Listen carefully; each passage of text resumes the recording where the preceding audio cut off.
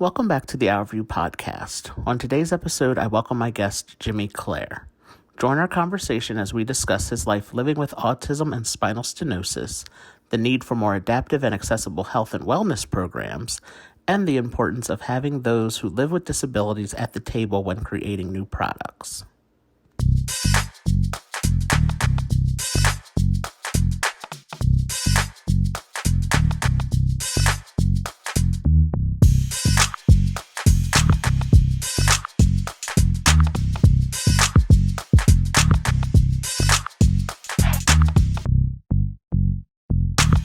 So I would like to welcome you, Jimmy Clare, to the Our View podcast. And thank you so much for joining me today for this episode. Really looking forward to our conversation that we will have today. And if you could start off, could you introduce yourself to the podcast listeners? My name is Jimmy Clare. I'm an autism advocate, motivational speaker, and founder of crazyfitnessguy.com. Could you explain a little bit more about what autism is and how it has impacted your life, what effects it has had on your life? Sure. Uh, so I'm slightly autistic, meaning I like to think of as myself as a bridge between people on the autistic spectrum and off the autism spectrum, and I'm the gap that connects both of them. Like I said, I meant bridge, but gap, bridge, whatever. I'm just Yeah. rolling with it.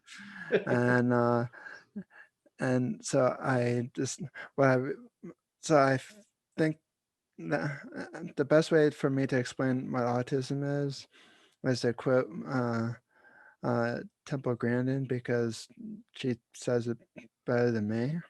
Uh, she she said what autism is like a an image search in Google search, and uh, and it's like we see in pictures, we learn from pictures, we learn by doing hands-on, where and so basically like autism, or if you want to think, or here's another example of what autism is. I like to think of it as like a never-ending jigsaw puzzle piece and you try one thing, that puzzle piece doesn't fit.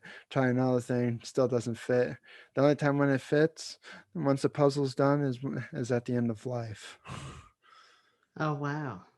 Yeah. That's Yeah. how I like to think of it. Like you said, a never-ending uh, jigsaw puzzle. Yeah, that's wow, that's a good visualization because you think of thinking of a jigsaw puzzle and there's that one piece that's missing a lot of Uh, times, and you try to fit it in, and you just can't find the that missing piece. Wow. in my case, my jigsaw puzzle has a lot of missing pieces. Oh, a lot. That's a good one. But I also think that um of course, like every one of us is different.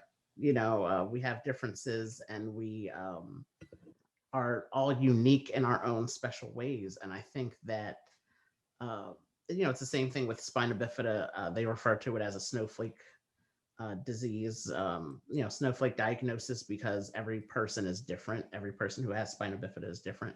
And I think that, um, calling autism, saying that autism spectrum disorder, I think is a really great thing to say, and talk about it in that way, because it does, spectrum, you think of it has one end and another. And every person who has autism will fall somewhere along that line, on along the spectrum. So uh, that's those are two really good visualizations, to think of it as the jigsaw puzzle, and a spectrum. So it's really, just to represent the differences that everybody who is diagnosed with autism has, all their differences, I think is a big, really really important thing to mention. So Thanks for that visualization for me, because it really really helped explain it a lot better for me. My pleasure. Yeah. So so you were diagnosed with spinal stenosis. Is that how you pronounce it? Right? Yep. Okay, so what is that's something I'm also unfamiliar with, and I'm sure most of my listeners might be unfamiliar with it as well. Can you explain what spinal stenosis is and how that has impacted your life? Okay, well, I can only explain it to you in one way because I'm not a doctor, Hmm. and what I've learned, and some of these analogies I got from my own doctor when I had a neck doctor. Hmm. Uh, Still looking for a new one, so uh, work in progress. Yeah. uh, but basically, it's basically this. It's the spinal column, uh, like resting really closely against the spinal cord, and so it's kind of hard to move. Uh, and so, for instance, I can't move left and right very easily or up and down. Hmm. And you can also get spinal stenosis different parts of your neck. Where mine is at the very top of the neck, so it kind of it makes it hard to just look left and right, or just stay right looking at whatever you're looking at towards the right, and or any position for very long periods of time, and then it starts getting blurry over your vision that area because it's just like stop doing this. And there's some nights if I don't sleep at a certain angle, I wake up with a stiffer neck. And I know nothing is like extra wrong with the neck because I can still Hmm. move and everything. But if I get like bad whiplash or anything, I could become paralyzed uh, from, I think it's from head to toe, or is it from the neck down? Hmm. Yeah, just yeah, it's something. Par- I would be paralyzed. Let's just put it that way. I forget which, from if it's all the full body or is it half of the body, but basically Hmm. just paralyzed. Yeah, and it's one of those things that you just have to be very careful. Like you said, you can't, you know your limitations, you know what you have to do. For those who may be listening with, who have never heard of spinal stenosis before, or, or autism or spina bifida, I think it's very key to mention that we yeah, everybody, we all have to be sensitive to the needs of others and what they may need, and what their preferences are. Not even preferences, but what their needs are. Is I think that's the easiest way to say it, because as Jimmy, you know what your needs are, and what things you have to do and what you can and can't do. So I think it's very important to for other people to pay attention to us as those who live with these diagnoses, and know that we oftentimes know what is best for us. Yeah, definitely. And it's like I also know for myself, I can't lift heavy weights when I'm working out. It's great that you mentioned the lifting weights, because I think for me I use crutches to walk. I use a wheelchair for long distances.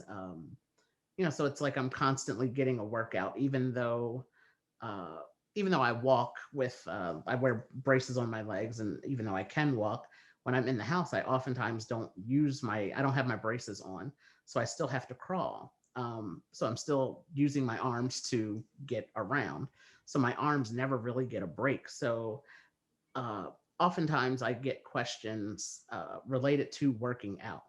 Oh, wow! Like, you're pretty muscular. You look pretty strong. Like, do you work out? And I'm always working out, because I'm using my crutches.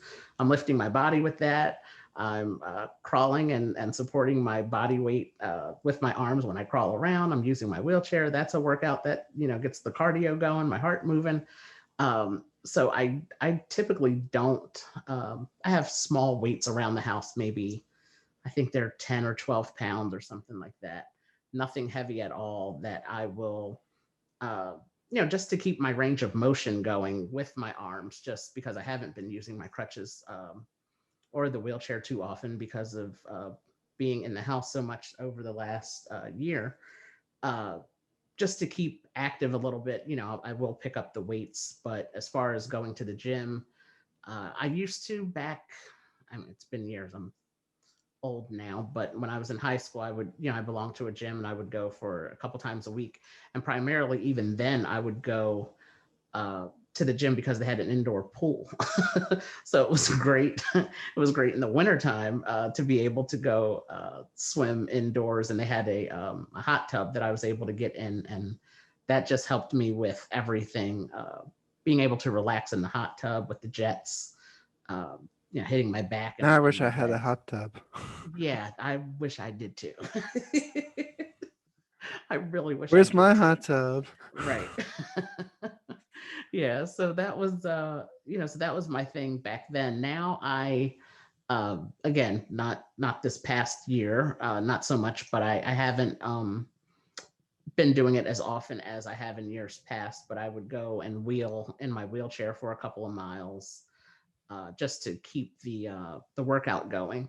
And I said all of that to say, uh, you have created something called the Crazy Fitness Guy brand, Yep. which I thought was really really cool to see because I think with what I was trying to say originally there is it's difficult for people with disabilities to figure out fitness and healthy eating habits and all of those kinds of things because of our limitations, because our digestive systems aren't always the greatest as far as processing foods, and because of our lack of movement and ability to walk and be mobile as other people without a disability might be able to do. It's hard for us to burn calories. And could you talk to us a little bit about what the Crazy Fitness Guy brand is? Well, Crazy Fitness Guy is long term short. Just to make a long story short, it basically deals with everything healthy living. I thought of coming up with a website that explores healthy living through my autistic eyes as how I see health and wellness.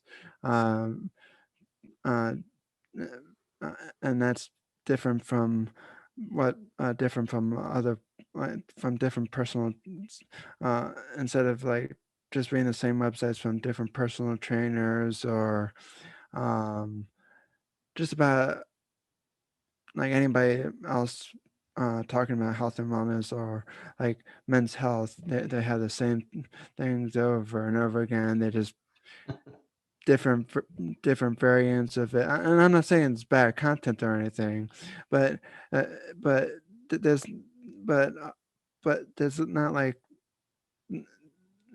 I feel like in my opinion, and I'm it's gonna be sound biased, but uh, I feel like my website offers a different, unique perspective on health and wellness. I think you brought up a very good point that there are these health magazines, like Men's Health as an example, but they are geared and they somewhat cater to a specific audience, which is the audience without disabilities. And I think the unique perspective that you do bring to fitness and healthy living and wellness is the perspective of someone who um, who has autism and spinal stenosis. So I think that it really um, bringing that perspective is they're topics that are not talked about in these health magazines, and even the programs that are offered through what's the big bike called now, the Peloton bikes.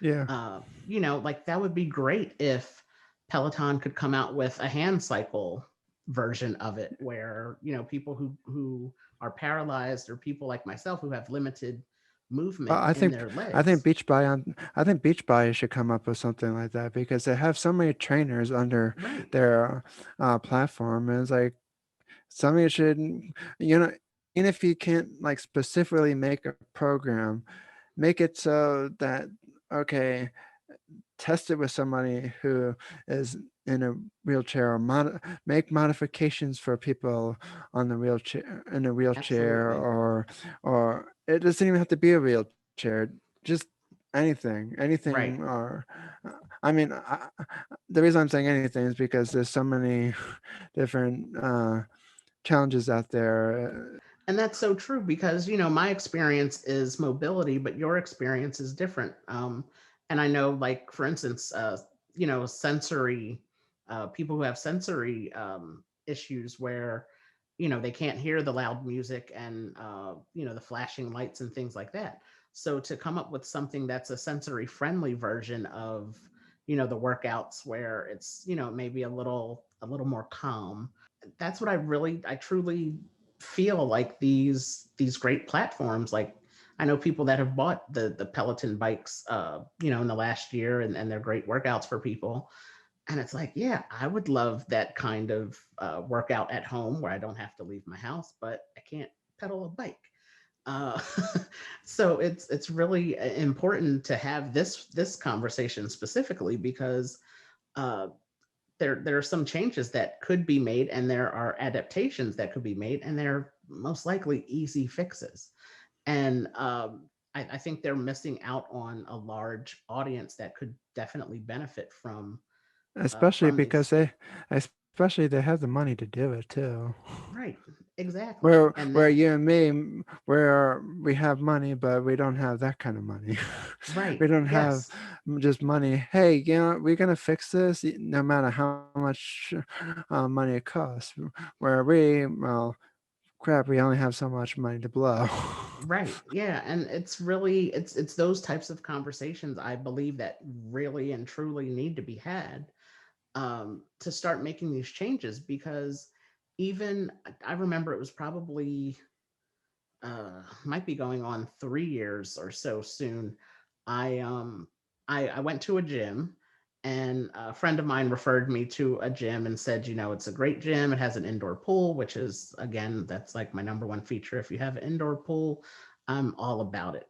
Because I don't mind the lifting weights and doing the cardio stuff, but I love swimming, and it's will always be one of my favorite things. So if a gym or a fitness facility has an indoor pool, I'm in. Well, one of the things that struck me, I went to this gym, and um, I just went to check it out to see what it looked like and to see what equipment they had, to see if there were, um, different pieces of equipment that I could actually use either from my wheelchair, or being able to transfer from my wheelchair, or my, being able to sit and not fall off of the equipment. And I'll never forget it.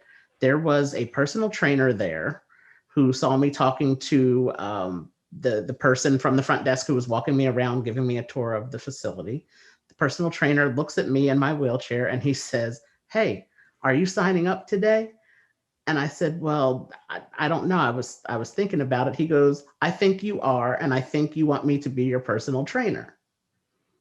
And I said, "I think you're right."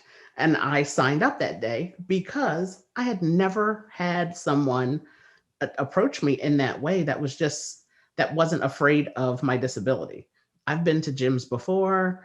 I've worked with personal trainers who have looked at me and said, "We have to reschedule because I wasn't prepared for you to be in a wheelchair. I don't know what workout that I can have you do." Uh, and this guy, he didn't know my condition. He didn't know what my limitations were at that time. He saw me and was just like, you should sign up today and have me be your personal trainer." I love that because, again, he didn't see my disability as being a problem. And he didn't know what I was able to do, what I wasn't able to do, but he was up for the challenge right away, which was something that never happened to me before. And I worked out there probably about a year. I think I was going to maybe 2 or 3 times a week. And it was like so cool. He had me doing everything from the free weights, lifting weights. He had me dropping medicine balls and throwing the ball against the wall, the medicine balls against the wall, and using resistance bands, and which the resistance bands are oh gosh, like they just worked the tiniest little muscles that I never knew I had everywhere, like in my wrist, and just like, wait, what Well, the hurts reason why there? this work is that you can't cheat.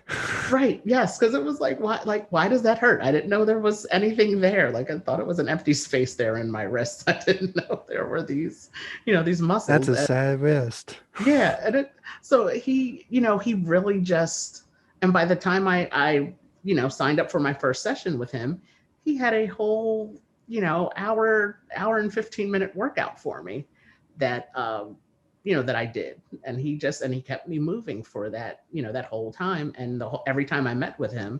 So I think that, again, going back to what we were saying about these fitness programs and magazines that seem to be geared toward those who don't have disabilities.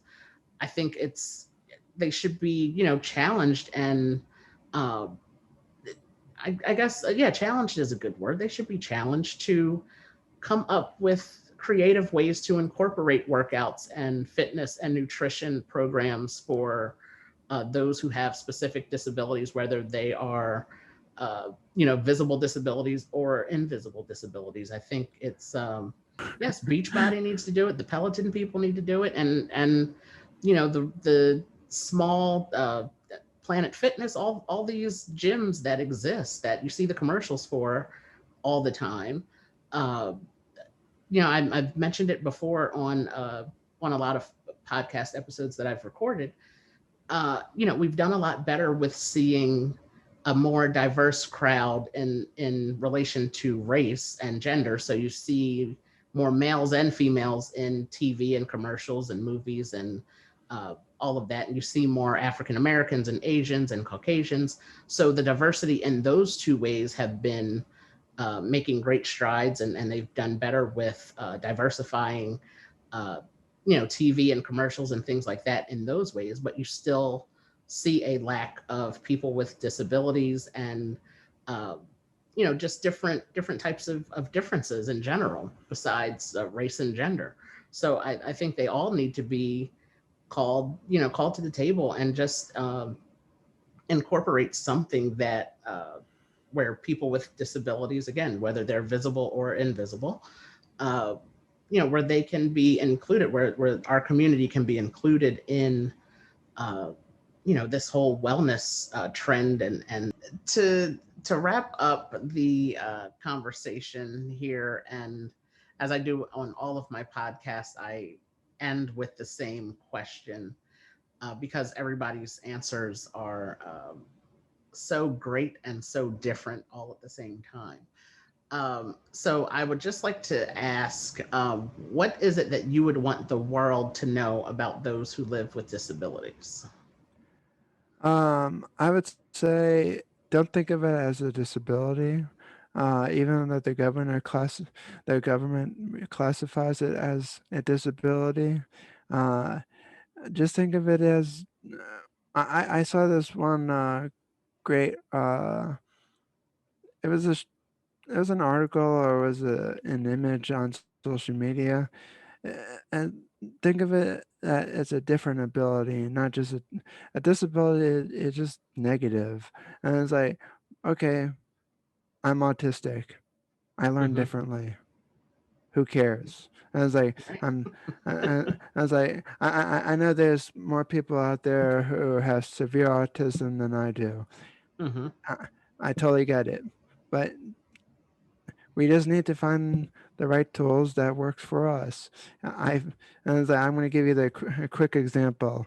I found I read this article like 2 years ago. Let's just say I don't remember the exact day, but there was this article I read where there were these Google created these glasses called Google Glasses, Hmm. and there was like they solely they they are totally expensive, and they're basically like a price of an iPhone. And I mean, like one of the brand new iPhones, uh, not the older models, but Right. the brand new model, which is totally ridiculous. But anyway, I digress. There's but Google, no one was really buying them, and they didn't know why, so they were going to just throw it in the Google graveyard. And yeah, Google does have a graveyard for all their services that they get rid of. Hmm. And and so one of the things uh, what I liked about this article is that I think one of the universities, I believe Harvard or one of them, they did a research study, and they took five people on a few people on the autistic spectrum to use one of these pair of glasses around their family members to see if they can pick up more on social cues. Well, after about, I think they did it for a month maybe, and they found out the, uh, uh, that these glasses, Google made these glasses, um, and it helps people on the autism spectrum to learn if someone is angry or upset or or or feeling whatever feeling or happy. Hmm. Um, and so they show that the study worked, and that Google made something uh, for that they didn't even they made something useful for people on the autism spectrum to learn to figure out social cues.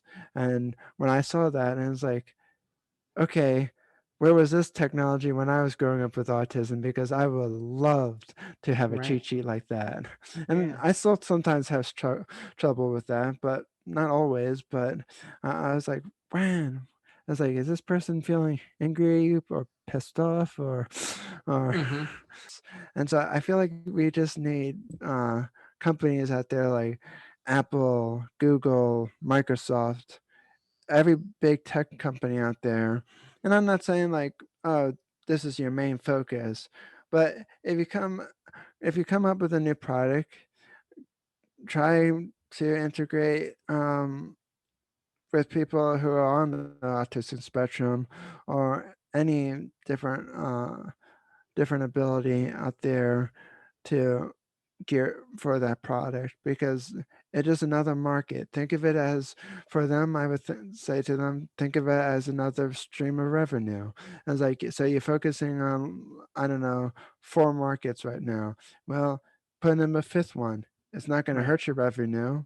It's like it's only going to increase your revenue. Hmm.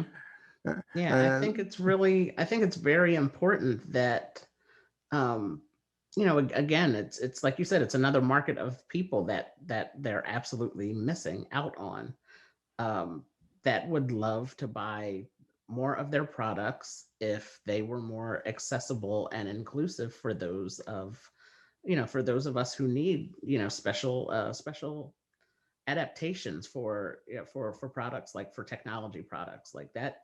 That's great. I didn't know about the you said there were Google glasses that they had. yeah, That's really cool. and you probably can even find the Google. You probably can even find the survey by Googling it.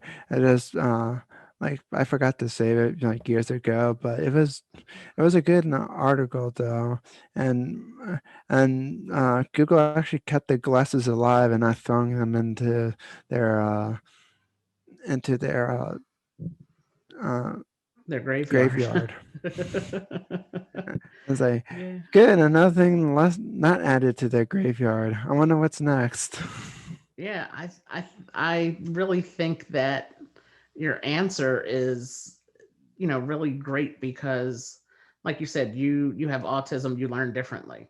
What's the big deal? No big deal. It's it's just the way it is. And I think if everyone had a better understanding, and that's why I love to share stories of people who live with a certain diagnosis like autism, and myself with spina bifida, just because I think they're, although you hear about the the big stories that might make the news, there's still a lot of uh, there's still a lot of people who don't know about particular disabilities unless if they are impacted by them through someone in their personal life who has uh, who has autism. They may not know about it, what it means, and how it impacts people differently.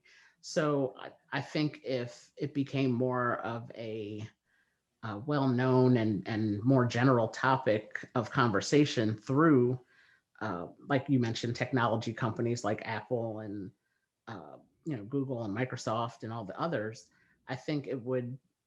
I think if it became more common to talk about these things through big companies and corporations, I think it may make it a lot easier for the general public to understand what these diagnoses mean and what um, how everybody can play a part in being more inclusive of those impacted by these diagnoses. So thanks for that. Yeah, it's really I think that's a big issue as well, the lack of you touched on it earlier, the lack of resources that people with disabilities often have.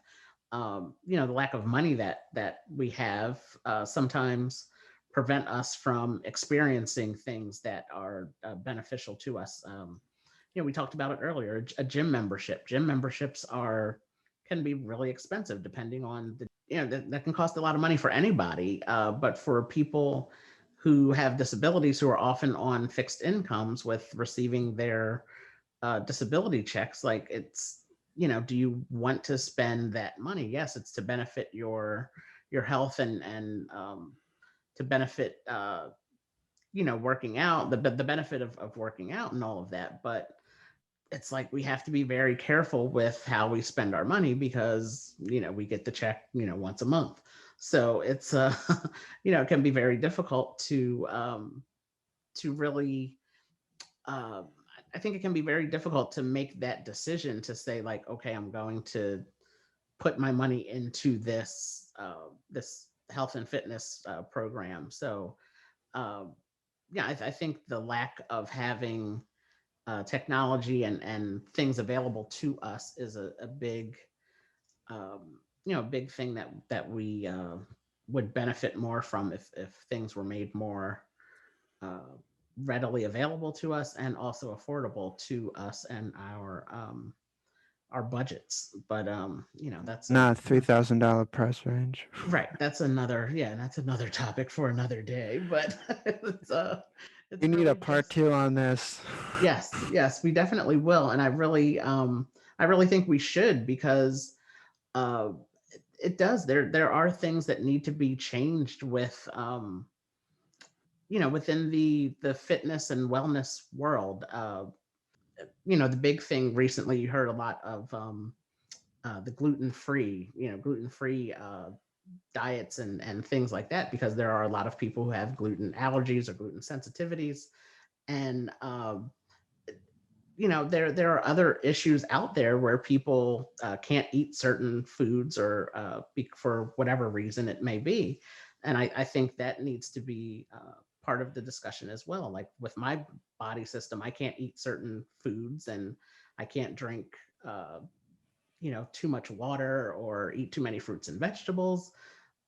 So it's like, yeah, you want to eat healthy and do all of that, but my body just does not respond well to that. So unfortunately, it's easier to eat the chicken fingers and the fries sometimes or the burgers sometimes. Uh, and that's not that I do it every day. I do thankfully know how to cook and I cook a lot at home.